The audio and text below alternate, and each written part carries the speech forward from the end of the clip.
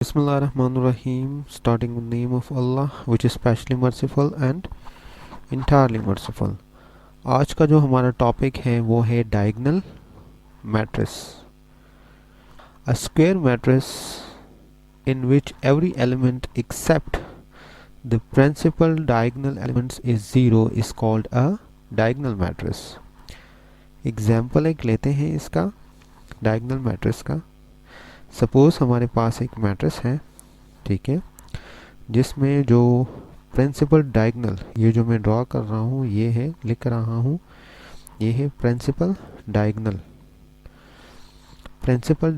Elements. अच्छा, वो कहते हैं ये जो है इसमें ज़ीरो ना हो, बाकी जितने भी सारे नॉन डायगोनल एलिमेंट्स हैं वो इसमें ज़ीरो हो, तो हम इसको कहेंगे डायगोनल मैट्रिक्स, स्क्वायर मैट्रिक्स. और ये देखिए, ये बना भी क्या रहा है, एक स्क्वायर की शेप बना रहा है.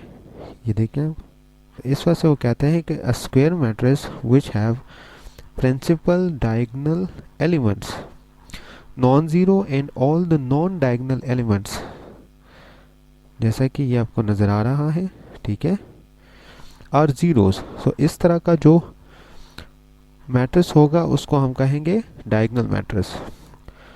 मेरी वीडियो देखने का शुक्रिया. अल्लाह हाफ़िज़.